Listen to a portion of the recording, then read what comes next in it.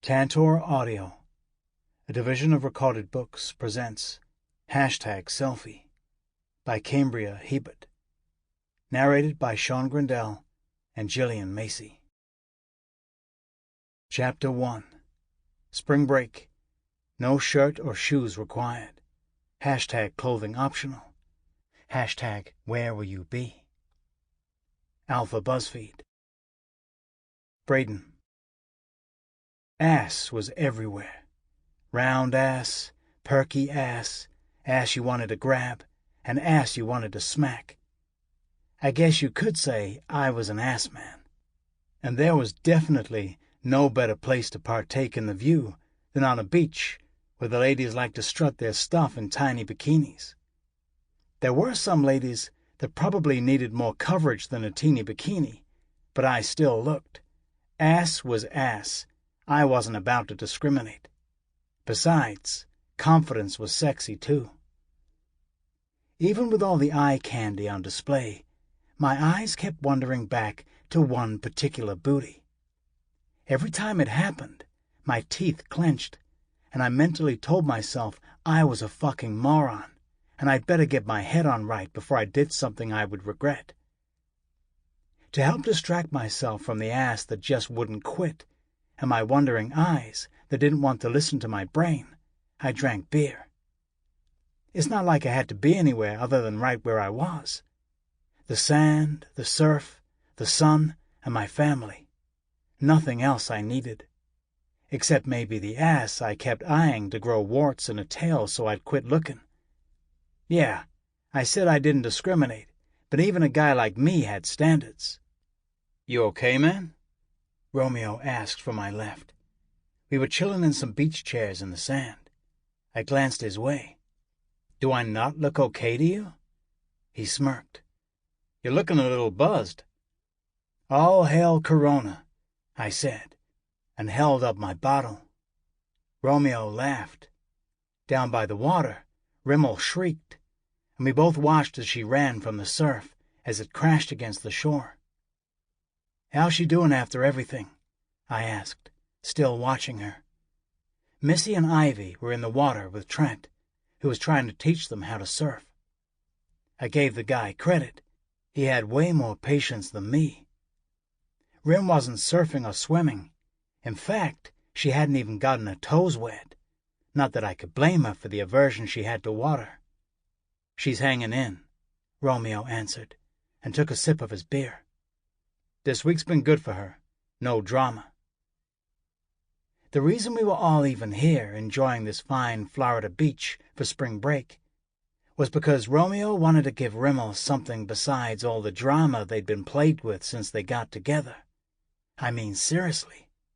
The two could fill an entire season of some old lady's favorite soap opera with all the shit they'd been through. "Hey, man, I haven't said it. Thanks for inviting me, and for paying for our sweet-ass house on the sand." I jerked my thumb over my shoulder toward the beach house Romeo rented for the week. He shrugged. "We're family." He pulled his eyes away from Rim and glanced at me. I could feel his stare even through his shades. "Which is why I know something is up. There a reason you're already buzzed and it's just past lunchtime?" "Should I start calling you Mom?" I asked, but averted my gaze. "You know I could give two shits if you want a drink. Hell, I got a beer in my hand. It's spring break. But I know you. What's up?" I muttered a curse under my breath. "It's nothing." "I could call Rimmel over here to badger it out of you," he threatened. I groaned. She would, too. Good God, she'd be like a damn dog with a bone. I had a weak spot for my little sis. She'd drag it out of me. I couldn't let that happen. Shit would hit the fan. "Fuck no," I groaned. "Look, I got some stuff on my mind is all. Nothing I care to say out loud. I'll handle it." Romeo was silent a moment. "I can respect that," he said. "You know I got your back, right? Just say the word." "Yeah, I know." And I did. Romeo wasn't just my best friend. It was like he said, we were family.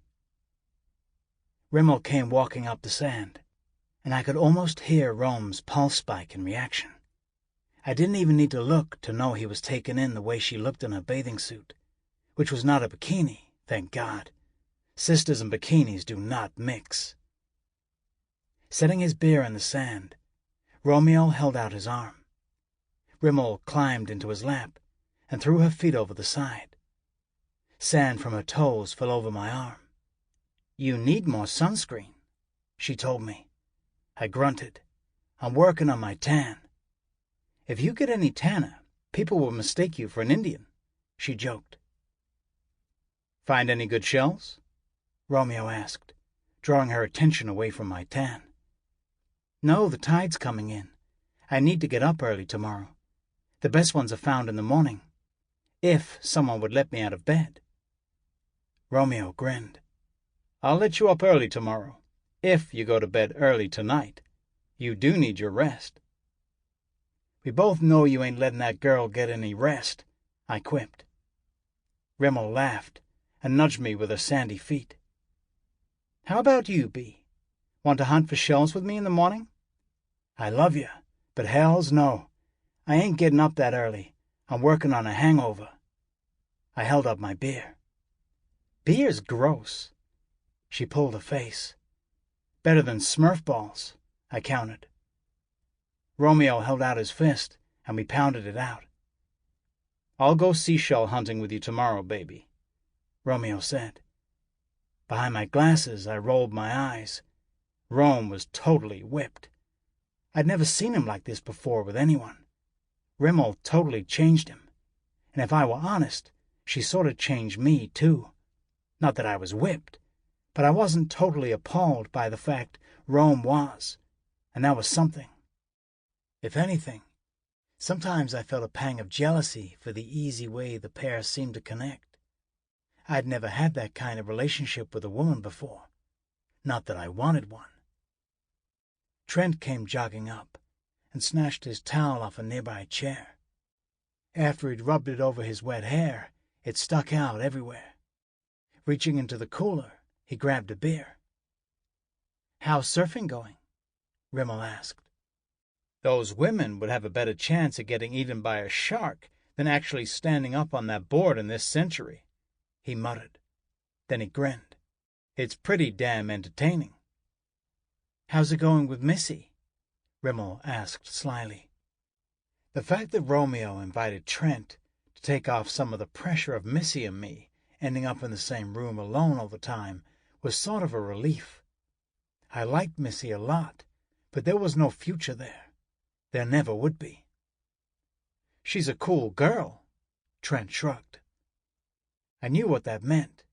There probably wasn't a future with him and Macie either. Rim didn't seem to understand what I did, because she said, "Do you like her?" Romeo and I laughed. Trent joined in. "What?" she said innocently. Romeo rubbed her back. "You can't just ask a guy if he likes a woman." "Well, why not?" she demanded. "Because guys don't sit around and talk about their feelings like a bunch of girls," I told her. Rimmel rolled her eyes. "Whatever." Grinning, Trent took a pull on his beer. He gazed down at the waves where Macie and Ivy were still playing around with the surfboard. "What's Ivy's deal?" he asked. I shifted my gaze to him. "Ivy?" Rimmel asked. I heard the interest in her tone. "Yeah. She seeing anyone?" Trent replied. I drank some beer. It was getting warm and tasted like piss. "No, she's not. She hasn't been dating very much," Rim answered. But from the sound of her voice, I knew there was more to it. I grunted. She probably can't find a guy wanting to deal with all that maintenance. Rimmel kicked me gently. "Ah, one of those chicks, huh?" Trent murmured. "I don't know." Romeo jumped in. "She's been pretty chill lately, different than she used to be." Trent glanced back down to the water. I followed his gaze. The girls were towing the surfboard out of the water and laughing at whatever they were talking about. Both Macie and Ivy were wearing bikinis, and both of them sporting nice golden tans from all the time we'd been spending out here. I averted my eyes and stood. "The beer needs more ice. I'm going to go grab some." I picked up the cooler. "You guys want anything?" "Water," Rim said. I nodded. "Water for my sis." The girls approached and dropped the board in the sand. "That thing weighs about 100 pounds, Ivy remarked, and grabbed a towel to start toweling off her body. I couldn't help but notice the way the water drops glistened on her sun-kissed skin, and the way her red bikini hugged all the right curves. I turned away and started for the house. I definitely needed another beer. Chapter 2. Ivy. Spring break is almost over. How much of it will you remember? #alcohol-induced amnesia. Alpha Buzzfeed. Spring break at the beach sure beat spending it at home with my brothers, my parents, and the rest of my family, who all dropped in constantly and liked to ask a million questions about everything. I loved my big family, but sometimes it was nice to avoid all the questions. Especially when I spent half of my sophomore year at Alpha U making choices I wished I hadn't. The last thing I felt like doing was answering questions I had no intention of answering honestly. But that didn't matter. Those things were over. My eyes were open, a big part in thanks to Rimmel. She helped me realize it was okay to be exactly who I was. I didn't have to try so hard to be the person I thought everyone wanted me to be. She also taught me when the right guy came along, he would like me for me. And if he didn't, he wasn't worth it anyway. Seemed like this was a lesson I should have learned in high school, not as a sophomore in college, but maybe I was a late bloomer.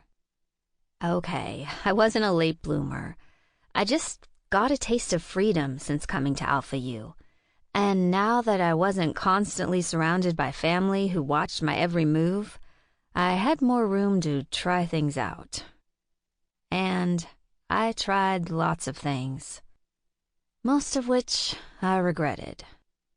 But no more. I wasn't going to be the girl who partied and drank too much. I wasn't going to sleep with random guys thinking it might lead me to Mr. Right. And I certainly wasn't going to get so drunk that some psycho could take advantage of me to hurt people I cared about. I closed my eyes against the thought. It made me feel dirty, even now, months later. It seemed it didn't matter how much I tried to distance myself from it, or tried to forget. There was no forgetting. I'd slept with Zach. Actually, I didn't remember much about the actual sex. I just remembered coming back to my dorm with him, some foreplay, and waking up naked when Rimmel came home the next day. God, I'd been mortified when I fully woke up and realized what happened. I even tried to tell myself we hadn't actually slept together, that maybe he left before it got that far. But I couldn't deny it very long. I felt the evidence between my legs the second I got up. I shuddered and tried to cut off my thoughts, but they were persistent. I don't know what was worse, the fact that I slept with Zach, or the fact we hadn't used a condom. God, could I respect myself any less?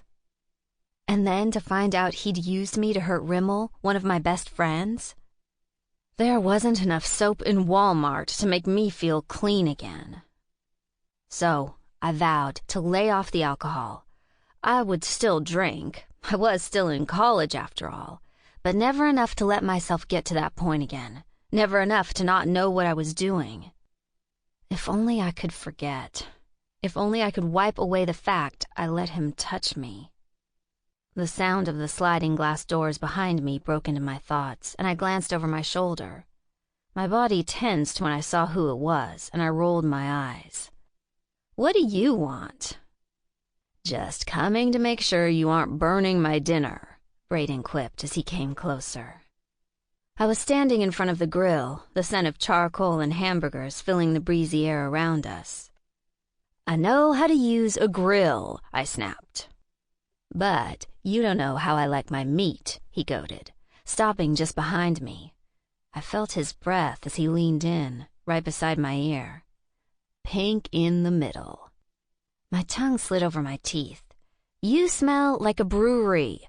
I spun and shoved him away. It's gross. He stumbled back a step, but didn't go any further. He wasn't wearing a shirt. He was all tan muscle and low-riding board shorts. It was totally annoying. I turned back to the grill and lifted the lid to check the burgers. I felt him behind me again, peering over my shoulder. They look done. They need a few more minutes, I argued. He made a rude noise and reached around me to grab the spatula out of my hand. I moved it away before he could. Look, he growled, and reached even farther around me, so much that I could feel the solid wall of his wide chest against my back. Gently, he wrapped his hand around the handle of the utensil just above where mine was. I told myself the sizzle I felt was because my skin was so close to the open flame. I started to jerk back, but he tightened his grip and stepped closer. You need a lesson, he murmured. I was totally surrounded by him. God, had he always been this big? He towered over me, around me. The way he held his arm, it was almost like it was wrapped around me as well. I was practically encircled by him. I couldn't go back because he was there. I couldn't run forward because the hot grill was there. All I could do was stand there and feel him. He moved the edge of the spatula and sliced into the center of one of the burgers. See? Perfection. I can't see anything, I grumped. To be honest, I wasn't even looking at what he was showing me. I couldn't concentrate. I should have just agreed. His other arm came around me, so I was completely enveloped in him.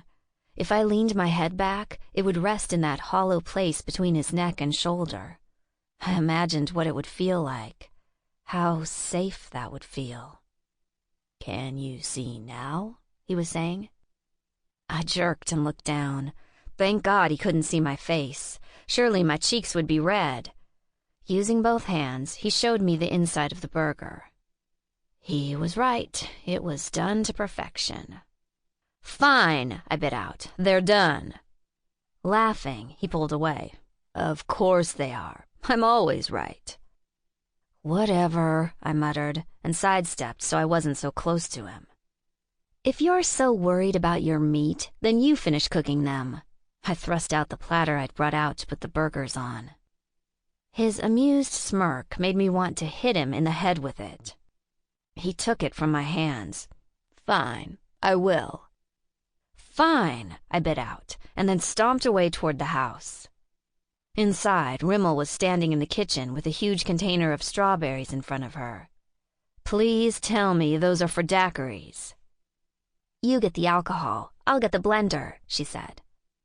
I wasn't going to get so drunk I'd forget anything, but I was going to drink just enough to maybe forget the feeling of Brayden against me. Chapter 3. Alcohol is the ultimate truth serum. Be careful who you drink with.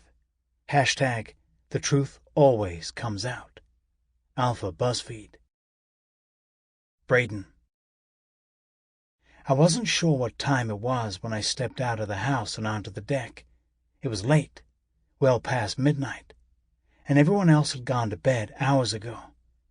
I couldn't sleep. I felt restless and a little bit caged up.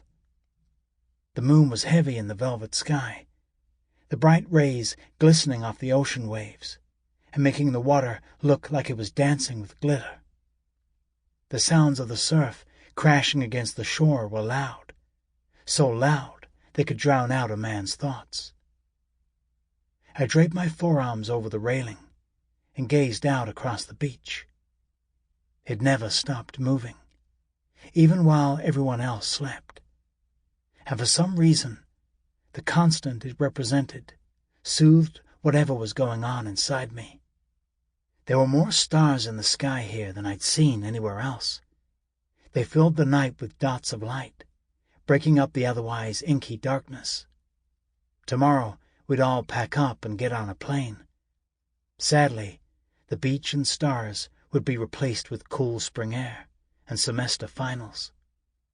Romeo would be leaving for training camp soon, and most everyone else would be leaving for the summer, back to wherever they came from. Then there would be just me, and probably Rem. Next fall, when classes started, Ron would be off with the NFL, and college life would go on. But everything was going to be different. I felt it changing already. Wind blew off the water, pulling at my shorts and brushing against my skin. It also brought with it a sound other than the calmness of night. My body went rigid, and I pushed off the railing, looking down at the sand. I saw nothing, but someone was there. A scream bounced around with a whipping wind. It sounded close, but was it a trick of the wind? Another shrill scream pierced the night. Without another thought, I tore across the deck and raced down the set of private stairs that led to the beach. The sand was a lot cooler without the sun's rays to heat it, and my bare feet sank in even as I darted off in the direction from which the scream had come. Down here, I saw the shape of a woman darting through the dark across the sand. I knew the second she saw me because she angled her body toward mine and quickened her pace. "What?"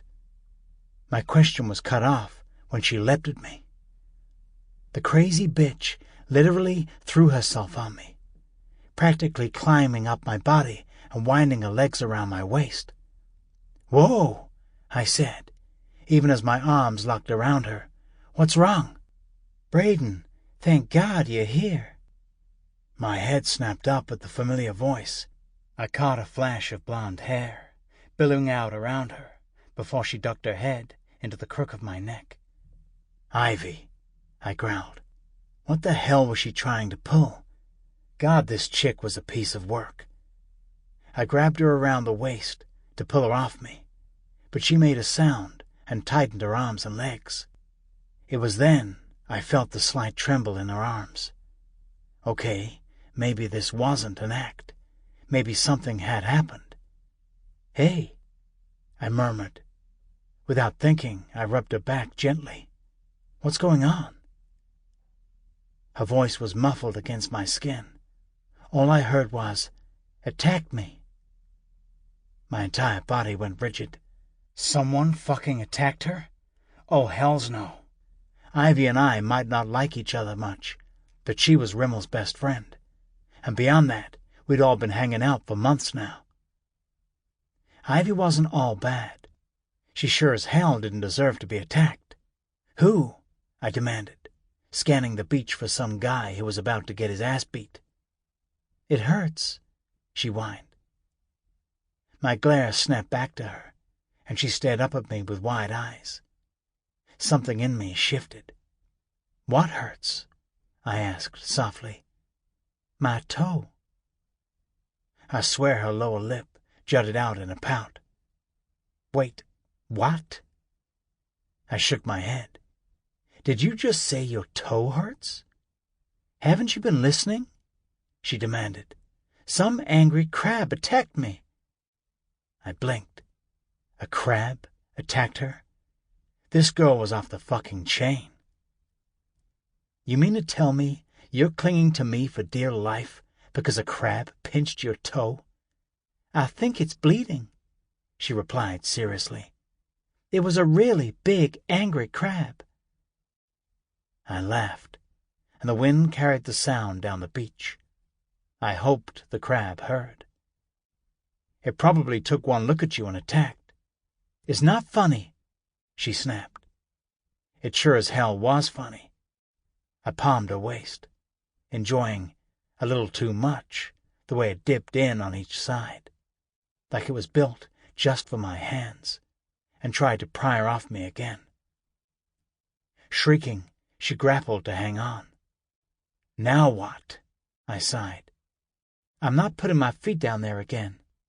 You mean down there on the ground where people walk? I asked dryly. It's dark. There might be more crabs. Well, we are on the beach, I reasoned. She reached up and pulled my hair. Ow! I yelled. Stop making fun of me, she demanded. It hurt, and I refused to walk. And you think I'm going to carry you? I scoffed. This chick had a serious wake-up call coming. Please? Her fingers, which were still in my hair, reached out and smoothed where she had just pulled. Chills scattered down my bare arms. The wind out here was getting cold. Fine, I muttered. It would be easier to cart her curvy ass back to the house than to stand here and argue with her about walking. Besides, the second I put her down, she'd probably start screaming again. Ain't nobody got time for that. She sighed, like the fact she didn't have to walk was a great relief, and leaned forward to wrap her arms around my neck. Her chin rested on my shoulder, and she wiggled her ass a little closer, tightening her legs around me. I didn't like Ivy, but I was a guy. She was pressed all along my bare chest, and her legs were wrapped around my waist. Obviously, all thought went down south, and a lot of blood started rushing that way, too. What the hell are you even doing out here this late? I asked gruffly as I started to walk. It's our last night. I wanted to spend as much time on the beach as I could. How'd that work out for you? Ha ha. I was just about to tell her she needed to go on a diet when she turned her head so her cheek was pillowed on my shoulder, and a sigh rushed out of her mouth. I felt her breath dance along my skin. She really wasn't that heavy. When I reached the stairs to the house, I hesitated, figuring she could walk up the damn steps herself. But I didn't put her down. I kept walking, still supporting her weight and my own. At the top, I walked a couple of feet across the deck to the sliders that led into the house. Inside was completely dark and still, but everything else around us seemed to be charged with energy. You gonna need me to carry you to bed? I asked, the words coming out a lot huskier and a lot less sarcastic than I intended. She pulled back, some of her body losing contact with mine. Her hands were still on my shoulders, and mine was still wrapped around her back. I think I can manage. Her voice didn't sound quite as mocking as it usually did either. My gaze dropped to her mouth. She had full, heart-shaped lips. Usually, I didn't notice just how kissable they were, because they were usually hurling insults my way. The tension in the air seemed to spike. The wind blew around us, grabbing a thick strand of her hair and blowing it across her cheek. As she reached up and pulled it back, our gazes collided. "Braden?" she whispered.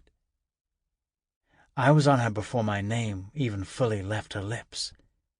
It echoed through a hollow place inside me I hadn't realized was there. We were like two sides of Velcro that fused together to create an unbreakable bond. I was the rough side, and she was the soft. Normally I wouldn't say there was one soft thing about Ivy Forrester, but tonight was different. Tonight, it was all I could feel. There wasn't a single, solitary rough thing about the girl in my arms. All the insults, snide looks, and barely contained dislike we slung at each other over and over again for months piled up. It created a stack of tinder, a mound of kindling that up until this moment had stayed cold and dry, but no more. The second she pulled back, and her blue eyes landed on mine, the second she wrapped her legs around my waist and sighed against my neck, we were a forest fire waiting to happen. All the pent-up Sample complete. Ready to continue?